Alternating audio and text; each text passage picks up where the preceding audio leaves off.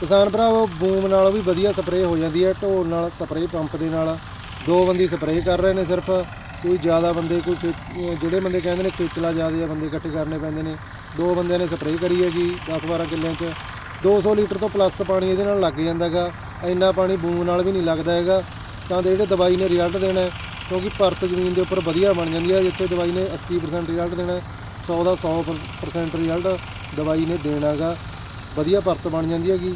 ਪੂਰੀ ਵਧੀਆ ਦਵਾਈ ਕਰੀ ਇਹਨਾਂ ਨੇ, ਆਪਦੀ ਮਰਜ਼ੀ ਦੀ ਦਵਾਈ ਕਰੀ ਹੈ। ਜੇ ਕਿਸੇ ਬੂਮ ਵਾਲੇ ਤੋਂ ਕਰਾਉਂਦੇ ਤਾਂ ਉਹ ਕਹਿੰਦੇ ਸਾਡੀ ਕੰਪਨੀ ਦੀ ਕਰੋ। ਤਾਂ ਬਈ ਆਪਾਂ ਨੂੰ ਜਿਹਦੇ ਲਵੇ ਸਾਧਨ ਹੈਗੇ ਨੇ, ਤੁਸੀਂ ਆਪਦੀ ਸਾਧਨ ਦੇ ਨਾਲ ਸਪਰੇਅ ਕਰ ਸਕਦੇ ਹੋ। ਡੀਮੈਥਲਿਨ ਦਵਾਈ ਕਰ ਰਹੇ ਨੇਗੇ ਸਾਰੇ 10 ਦੇ 10 ਕਿੱਲਿਆਂ 'ਚ। 2 ਕਿੱਲਿਆਂ 'ਚ ਇਹਨਾਂ ਨੇ ਅਬਕੀਰ ਵਾਲਾ ਟੈਕਨੀਕਲ ਕਰਿਆ ਗਾ, ਟਰਾਇਲ ਕਰਿਆ ਗਾ। ਤਾਂ ਉਹ ਵੀ ਤੁਹਾਨੂੰ ਰਿਜ਼ਲਟ ਦੱਸਾਂਗੇ ਵੀ ਅਬਕੀਰ ਵਾਲੇ 'ਚ ਕੀ ਰਿਜ਼ਲਟ ਹੈ, ਤੇ ਇਕੱਲੀ ਪੈਂਡੀ ਵਾਲੇ 'ਚ ਕੀ ਆਇਆ ਗਾ। 10 ਕਿੱਲਿਆਂ 'ਚ ਇਹਨਾਂ ਨੇ ਪੈਂਡੀਮੈਥਲਿਨ ਤੇ ਨਾਲ ਜਿਹੜੇ 2 ਕਿੱਲੇ ਨੇ ਉਹਨਾਂ ਦੇ ਵਿੱਚ ਅਬਕੀਰਾ ਤੇ ਪੈਂਡੀ ਮਿਕਸ ਕਰਕੇ ਕਰੀ ਹੈ। ਓਕੇ ਜੀ, ਧੰਨਵਾਦ।